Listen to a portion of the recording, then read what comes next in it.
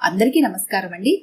ఈరోజు మనం వాణిశ్రీ గారు రచించిన బోడి ఉద్యోగం అనే ఓ చక్కటి కథను విందాం. ఇక కథలోకి వెళ్దాం. సుమతి, వెళ్ళక తప్పదా? ట్రావెలింగ్ బ్యాగ్ సర్దుకుంటున్న సుమతి వైపు దీనంగా చూస్తూ అన్నాడు శంకర్. వెళ్ళకపోతే ఎట్లా? మా అన్నయ్య వదిన ఏమైనా అనుకుంటారు. ఏమనుకుంటారు? అదేమైనా పెళ్ళ గృహప్రవేశమా అనుకోవటానికి? మీ అన్నయ్య కొడుకు బర్త్డే, అంతే కదా. మీకేం తెలీదు. ఇటువంటప్పుడు వెళ్ళకపోతే ఇక చుట్టరికాలు ఏం మిగులుతాయి? అబ్బా, అంతా ఫస్ట్ బర్త్డే గ్రాండ్గా చేసుకుంటున్నారు, బాగానే ఉంది. ఆ చిన్నోడికి 6వ బర్త్డే, వెళ్ళకపోతే ఏ? 6వ బర్త్డే అని 6 వేలులాగా పనికిమాలిన ఫంక్షన్ అంటారా? నీతో పెద్ద చిక్కుచ్చి పడింది. నెలకి 2 సార్లు ఏదో ఒక వంక పెట్టుకుని పుట్టింటికి వెళ్తున్నావు. ప్లీజ్ సుమతి, నా సంగతి ఆలోచించు. నిన్నొదిలి ఉండలేకపోతున్నాను. అబ్బా, ప్రేమ కారిపోతోంది. హోటల్లో తినలేకపోతున్నానని చెప్పండి. సరే, అదే అనుకో. ఏదైనా కుదరదండి. నెలకు 2 సార్లు పుట్టింటికెళ్ళి మా అమ్మ, నాన్న, అన్నయ్య, తమ్ముడిని చూడకుండా ఉండలేకపోతున్నాను. అయినా నేను వెళ్లేది ఏదో ఒక ఫంక్షన్కే కదండి. వెళ్ళకపోతే ముందు ముందు మన ఇంటికి ఎవరొస్తారు? ఏదో ఒక ఫంక్షనా? ఎదురింటి మేనత్త కూతురికి అట్ల తద్ది వాయనాలు తీరుస్తున్నారు. మేనమామ మనవరాలు పెద్ద మనిషి అయ్యింది. ఆవు ఈనింది. ఇటువంటి చెత్తే కదా అనుకుంటూ పళ్ళు కొరుక్కున్నాడు. బాగానే ఉంది. నీతో పాటు నేనే వస్తే చుట్టరికాలు బాగా దృఢంగా ఉంటాయి. మిమ్మల్ని రావద్దని ఎవరున్నారు? దమ్ముంటే రండి చూద్దాం. ఏమన్నావు?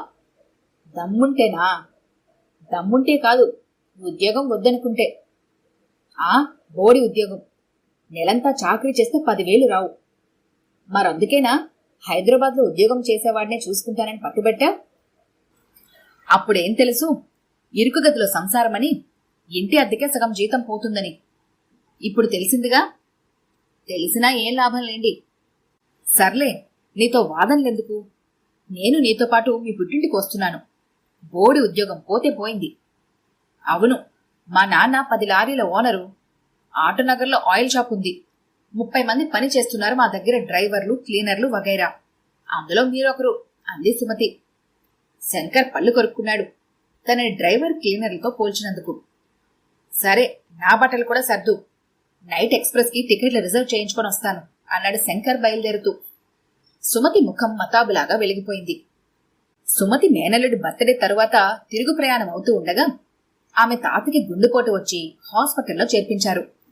ఇల్లంతా హడావిడిగా ఉంది. తాతకి అలా ఉంటే ఎలా బయలుదేరుతాం చెప్పండి? అంతగా అయితే మీరు వెళ్ళండి, అంది సుమతి. శంకర్ తల అడ్డంగా ఊపాడు. నీతో పాటే నేనొక్కడిని వెళ్లే ప్రసక్తే లేదు. అంతా ఏమనుకుంటారు అన్నాడు. సుమతి సంతోషించింది తన పుట్టింటి వారి మీద భర్తకున్న ప్రేమకు. 3 రోజుల తర్వాత సుమతి తాత హరి అన్నాడు. 15 రోజులు అంతా బిజీ. చిన్న దినం, పెద్ద కర్మ ఏర్పాట్లు గడిచిపోయింది. శంకర్ కూడా ఇంట్లో వాళ్లతోనే కాక లారీ డ్రైవర్లు, వర్కర్లతో పాటు కలిసిపోయాడు. చిన్న పని, పెద్ద పని అని కాకుండా అంతా నెత్తినేసుకుని చేశాడు. ఏమయ్యా శేషగిరి, మీ అల్లుడు ఇల్లరికమా అని ఎవరో అడగనే అడిగారు సుమతి తండ్రిని. అబ్బే, అదేం లేదండి.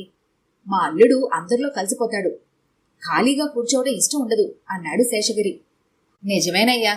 అసలు ఒకప్పుడు పెళ్ళయ్యాక అల్లుడే అత్తగారింటికి కాపురానికి వచ్చేవాడంట. ఇంట్లో అందరితోనూ అల్లుకుపోతాడు కాబట్టే అల్లుడు అన్నారట. ఈ సాంప్రదాయం ఇప్పటికీ కేరళలో ఉందట. మాతృస్వామ్యమో ఏదో అంటారు అన్నాడు ఆయన. అవునా అని ఆశ్చర్యపోయాడు శేషగిరి. అల్లుడి వెనక ఇంత అర్థం ఉందా అని తెలిసి.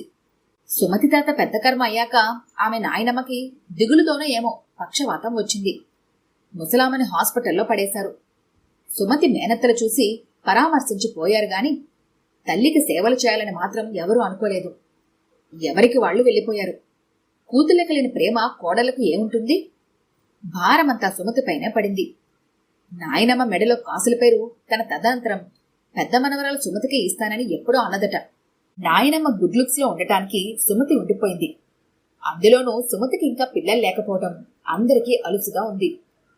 నీకేం సుమతి, పిల్లలు గొడవలేదు, ఎన్నాళ్లున్నా ఏం కాదు, మాకలా కాదుగా అని ఎటు వాళ్ళటి సర్దుకున్నారు. సంసారం చేస్తే కదా పిల్లలు పుట్టడానికి అని తనలో తను గొనుక్కున్నాడు శంకర్. ఏమండి అల్లుడు గారు, వచ్చి నెల దాటుతోంది. మీకు ఆఫీసులో ఇబ్బంది కాదు అన్నాడు శేషగిరి ఒకరోజు. ఇబ్బంది ఏముంది మావయ్య గారు, పోతే పోతుంది బోర్డు ఉద్యోగం. అదేమన్నా గవర్నమెంట్ ఉద్యోగమా భయపడ్డానికి అన్నాడు శంకర్ భార్య వైపు క్రీగంట చూస్తూ. తను అన్న మాటలు తమకే భర్త అప్పచెబుతున్నట్లుగా అనిపించింది సుమతికి. మరైతే ఇంకే, మా డ్రైవర్లు క్లీనర్లతో పాటు మీరును ఇంట్లో ఉండి ఏం చేస్తారు? మా వాడితో పాటు ఆటోనగర్ వెళ్ళండి, కాలక్షేపంగా ఉంటుంది. కాస్త ఆ పని ఈ పని నేర్చుకుంటూ ఉండొచ్చు అన్నాడు శేషగిరి.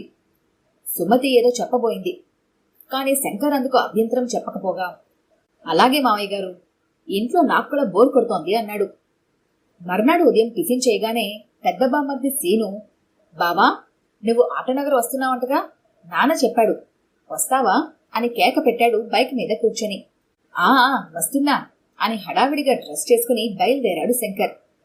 రాత్రి 10ంటికి తిరిగొచ్చాడు శంకర్. బట్టల నిండా ఆయిల్ మరకలు, జుట్టు రేగిపోయి ఉంది. దుమ్ము కొట్టుకుపోయిన ముఖంతో ఉన్న భర్తను చూసి జాలి కలిగింది సుమతికి.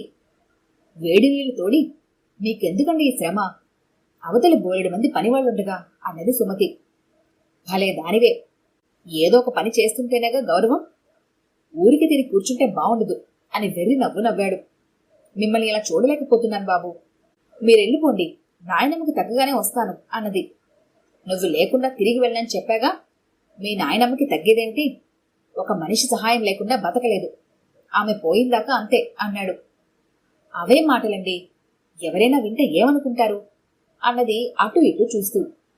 ఇందులో అనుకోవడానికేముంది, ఉన్నమాటేగా. మీ నాయనమ్మ లేచి మామూలుగా తిరగలడం ఉత్తమాట. మా తాతకు కూడా ఇలానే పక్షవాతం వచ్చింది, 5 ఏళ్లు మంచం మీద ఉండి తీసుకుని పోయారు అన్నాడు శంకర్. భర్త మాటలు మింగుడు పడలేదు సుమతికి. అంటే తన నాయనమ్మ పోయేదాకా సేవలు చేస్తూ ఉండాలా అనుకుంది ఒక్క క్షణం. అమ్మో, అన్నేళ్లు సేవలు చేయటం తన వల్ల కాదు. ఇప్పటికే తనకి విసుగ్గా ఉంది. నాయనమ్మని హాస్పిటల్ నుంచి డిశ్చార్జ్ చేశాక వెళ్ళిపోవాలి అని ఆలోచించింది. ముసలమ్మని ఇంటికి తీసుకొచ్చారు. ఆమెను ఇంట్లో కాకుండా వెనుక ఉన్న స్టోర్ రూమ్ బాగు చేయించి అందులో ఉంచారు. ఎందుకంటే ఆమె దగ్గర దుర్వాసన అని గొనుక్కున్నారు. నాన్నా, నాయనమ్మను చూడటానికి ఎవరన్నా పని మనిషిని చూడు అన్నది సుమతి తండ్రితో. ఇప్పుడు మనుషులెవరు దొరుకుతారమ్మా, చూద్దాం, అయినా నువ్వు ఉన్నావుగా, నువ్వు వెళ్ళాక సంగతి అన్నాడు శేషగిరి. నేను 2 రోజుల్లో వెళ్తాను నాన్న అన్నది. తల ఊపాడు శేషగిరి. సుమతి ప్రయాణ సన్నాహాలు చేస్తుండగా చిన్న మేనత్త పురుడుకని ఇంటికొచ్చింది. ఆమె ప్రయాణం వాయిదా పడింది. మరునాడు శంకర్ పేరున రిజిస్టర్డ్ లెటర్ వచ్చింది. అది చదివి దీర్ఘంగా నిట్టూర్చాడు. ఏమిటండి అది అని అడిగింది సుమతి. ఏముంది, నా ఉద్యోగం ఊడింది అన్నాడు. ఆ మాట విన్న శేషగిరి, అల్లుడు, బోడి ఉద్యోగం పోతే పోయిందిలే, మా వర్కర్లతో పాటు పని పాట చేస్తూ ఉండిపో, చేసేదేముంది అన్నాడు తేలిగ్గా.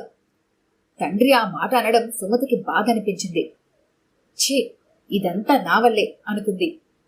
ఒకరోజు రాత్రి శంకర్ ఇంటికి రాలేదు. మీ బావ రాలేదే అని అన్నని అడిగింది సుమతి. రాజస్థాన్ వెళ్ళాడు అన్నాడు సీను. రాజస్థానా, ఎందుకు ఆశ్చర్యపోతూ ప్రశ్నించింది సుమతి. సమయానికి క్లీనర్ ఎవరూ దొరకలేదు, డ్రైవర్తో పాటుగా వెళ్ళాడు నిర్లక్ష్యంగా చెప్పాడు సీను. సుమతికి కోపం వచ్చింది. మా ఆయన క్లీనర్ లాగా కనిపిస్తున్నాడా మీకు, మెత్తమెత్తగా ఉన్నాడని లోకువైంది మీకు అని కేకలు పెట్టింది. అరుస్తావెందుకు, బాబాయ్ వెళ్తానన్నాడు, తనకి లైట్ వెహికల్ డ్రైవింగ్ లైసెన్స్ ఉందట, లారీలో తిరిగితే హెవీ వెహికల్ లైసెన్స్ తేలిగ్గా వస్తుందన్నాడు, అయితే మాత్రం మా ఆయన్ని క్లీనర్గా పంపిస్తావా అని కోపంగా అరిచింది సుమతి. శేషగిరి అంతా విని, తప్పే ఉందమ్మా, మన పని మనం చేసుకుంటుంటే, మీ ఆయన బోర్డు ఉద్యోగం కన్నా తీసిపోయిందా, నేను ఒకప్పుడు క్లీనర్గా పనిచేసేవాడినే, తర్వాత డ్రైవర్ అయ్యాను, చూస్తున్నావుగా 10 లారీల ఓనర్నయ్యాను అన్నాడు. అదంతా నాకు తెలీదు, మా ఆయన క్లీనర్ పని చేయడానికి నేను ఒప్పుకోను మొండిగా అన్నది. నువ్వే కదమ్మా మా ఆయన్ని బోర్డు ఉద్యోగం అనాకాని నౌకరీ అనేదానివి, దానికంటే ఇదే నయం, ముందు ముందు డ్రైవర్ అవుతాడు అన్నాడు శేషగిరి. అదంతా నాకిష్టం లేదు, మా ఆయనకి ఒక లారీ కనిపెట్టు అన్నది. భలే దానివే, లారీ వ్యాపారం అందరికీ కలిసిరాదు, ముందు డ్రైవర్గా తిరిగితే అనుభవం వస్తుంది, ఓనర్ అవ్వడం ఆ తరువాత, అటు ఇటు అయితే దివాలా తీస్తాడు అని హెచ్చరించాడు శేషగిరి. పోనీ ఏదైనా వ్యాపారం చూడు అంతేకాని ఈ క్లీనర్ పనికి మాత్రం నేను ఒప్పుకోను. ఎవరికైనా చెప్పుకోవాలన్న సిగ్గుచేటు అని కళ్ళొత్తుకుంది సుమతి. చూద్దాంలే, అయినా బంగారం లాంటి ఉద్యోగం వదులుకొని మీ ఆయన్ని ఇక్కడెవరుండమన్నారు? నాకు లేనిపోని తలనొప్పులు పెట్టారు అని విసుక్కున్నాడు శేషగిరి. 15 రోజుల తర్వాత వచ్చాడు శంకర్. భర్తని చూడగానే ఏడుపొచ్చింది సుమతికి. మనిషి నల్లబడి చిక్కిపోయి ఉన్నాడు. ఆ రోజు పొద్దున్నే శంకర్ టిఫిన్ చేస్తుంటే వచ్చి డైనింగ్ టేబుల్ ముందు కూర్చున్నాడు శేషగిరి. అల్లుడు, నీకోసం ఆర్టీసీ కాలనీలో మంచి బిజినెస్ చూశాను. తేలిగ్గా రోజు 1000 రూపాయలు సంపాదించొచ్చు, ఎక్కువ కష్టపడకుండా అన్నాడు. శంకర్ ఏమీ మాట్లాడకముందే సుమతి వచ్చి, ఏం బిజినెస్ నాన్న అన్నది. చికెన్ సెంటర్ అమ్మా. భీమారావని నాకు బాగా ఫ్రెండ్, దాని మీద బాగా సంపాదించాడు. హార్ట్అటాక్ వచ్చి మూలన పడ్డాడు. కొడుకులెవరూ అది నడపడానికి ఒప్పుకోవడం లేదు. అందుకని ఆ షాపును అమ్మేస్తున్నాడు. ఆ షాపు మంచి సెంటర్లో ఉందిలే. నీకు కట్నం కిందిచ్చిన డబ్బు బ్యాంకులో వేసుకున్నారుగా, అది తెచ్చిస్తే కొనిపెడతాను చెప్పాడు శేషగిరి. చికెన్ సెంటరా? అంటే నేను కోళ్లు కోసి మాంసం అమ్ముకోవాలా? కోపంగా అన్నాడు శంకర్. తప్పేముంది? నాకు రక్తం చూస్తే కళ్ళు తిరుగుతాయి, అది నా వల్ల కాదు. బావుంది, అటు క్లీనర్ పని చేయక ఇటు కోళ్లు పోయక తేరగా కూర్చొని తిందాం అనుకుంటున్నారా? కోపంగా అన్నాడు శేషగిరి. నాకేం పట్టిందండి మీ ఇంట్లో కూర్చొని తినటానికి? మీ అమ్మాయి గురించి ఉంటున్నాను గాని అన్నాడు శంకర్. ఏమండి, నా గురించి ఏం ఉండొద్దు, పదండి మనం వెళ్ళిపోదాం, అక్కడే ఏదో ఉద్యోగం చూసుకుందరు గాని అన్నది సుమతి ఆవేశంగా వచ్చే ఏడుపును ఆపుకుంటూ. నీదే ఆలస్యం అన్నాడు శంకర్. మర్నాడు ప్రయాణమవుతూ ఉండగా శేషగిరిని కలుసుకొని, వెళ్ళొస్తా మామయ్య గారు అన్నాడు శంకర్. నేను బాగా యాక్ట్ చేశాను అల్లుడు గారు అన్నాడు శేషగిరి నవ్వుతూ. సూపర్, మీ అమ్మాయి ఇదంతా నిజమే అనుకుంటోంది. తనకి బాగా బుద్ధొచ్చింది. ఇక ఇప్పట్లో పుట్టింటికి రాదు అన్నాడు శంకర్ నవ్వుతూ. ఆ రాత్రి నైట్ ఎక్స్ప్రెస్ లో హైదరాబాద్ వెళ్లిపోయారు ఇద్దరు. ఉదయమే లేచి స్నానం చేసి, సుమతి లంచ్ బాక్స్ రెడీ చేయి, ఆఫీస్కి వెళ్ళాలి అన్నాడు. అదేంటి, మీకు ఉద్యోగం పోయిందన్నారుగా? ఆశ్చర్యపోతూ అడిగింది సుమతి.